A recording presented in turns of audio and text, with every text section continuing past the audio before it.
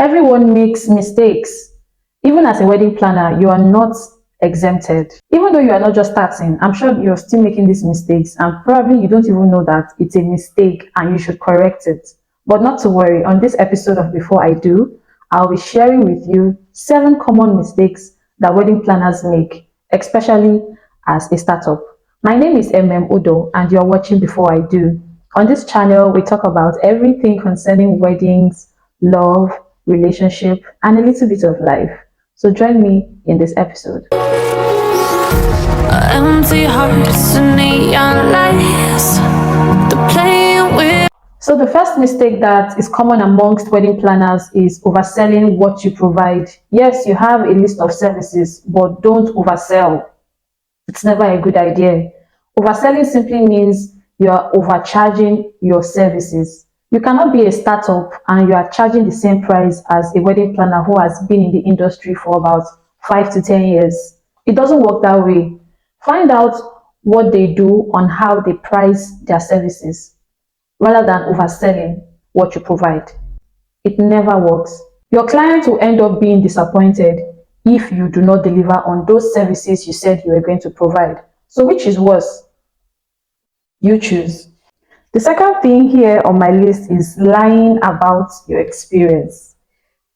Everybody is tempted to lie about how well they've planned weddings, the events they've attended, the events they've done this, blah, blah, blah.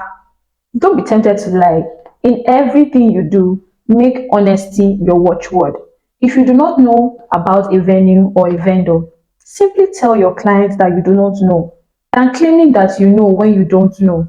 Your client will have high expectations when you keep lying about your experience as a wedding planner. You don't need that. When you lie about your experience, you are setting yourself up for pressure from your clients because your clients have a high expectation about what you are going to deliver. And if you do not deliver or if you under-deliver, there is big problem. So don't lie about your experience. Simply say you don't know. Nobody is going to kill you. The third thing here is not confirming vendors booked by your clients. Your client must have taken the pains to plan the whole thing, talk to vendors, negotiate, and they bring you in as a wedding coordinator to do the finishing touches. Your number one job as a wedding coordinator is to get the vendors list and contacts, call them, follow them up, and of course, confirm the bookings. Confirming the booking of a vendor goes a long way to know if the vendor is actually going to be available for that wedding or not.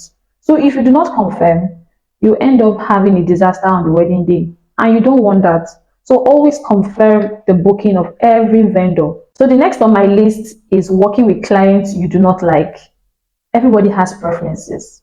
Even clients, if they have a preference. So choosing to work with a client is your choice.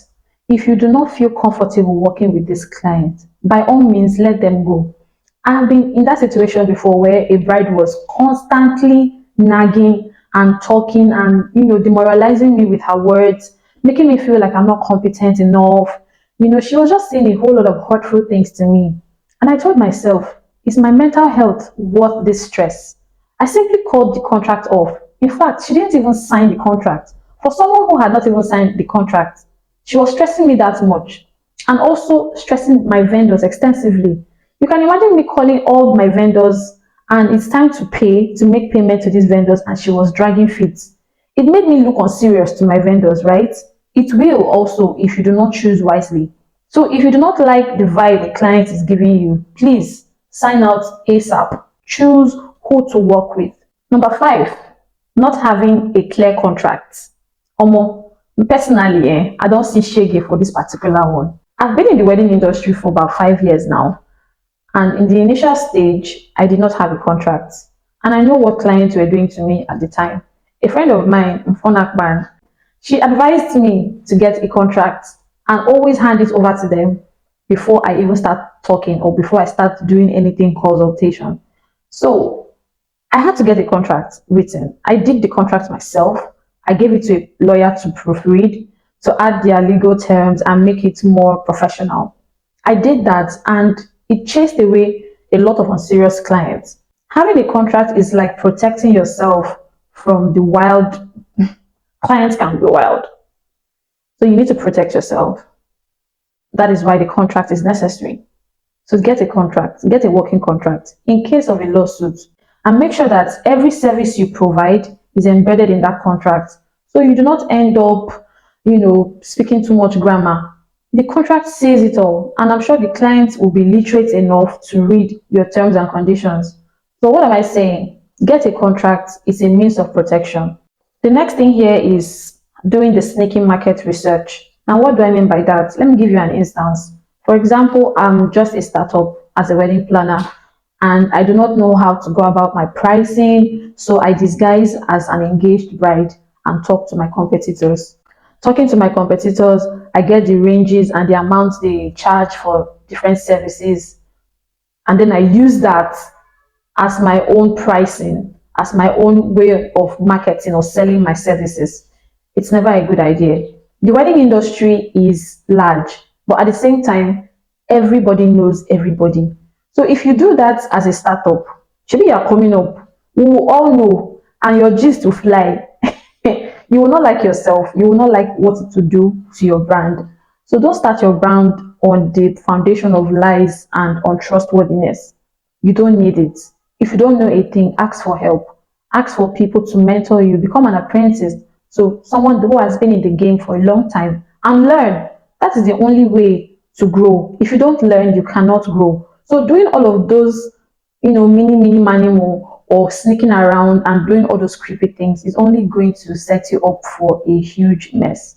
Don't do it. If you're doing it, stop it. The last but not the least is underestimating the need of an assistant.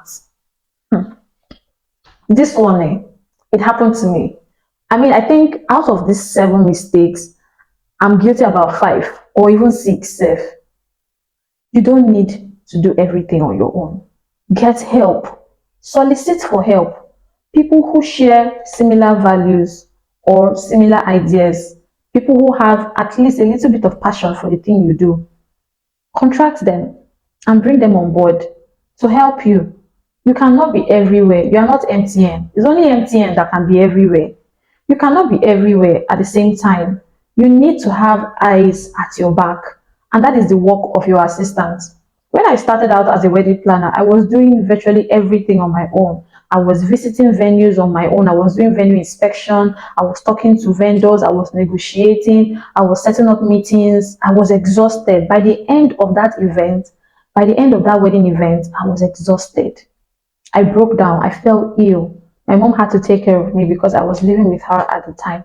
But moving forward, as I progressed in the industry, I realized that most of these wedding planners, these renowned wedding planners, they have assistants and they are on a payroll. Now, I couldn't afford an assistant that I can put on a payroll monthly, but I did a pay as you go. So I just hire them when I have jobs, especially on the day of the wedding.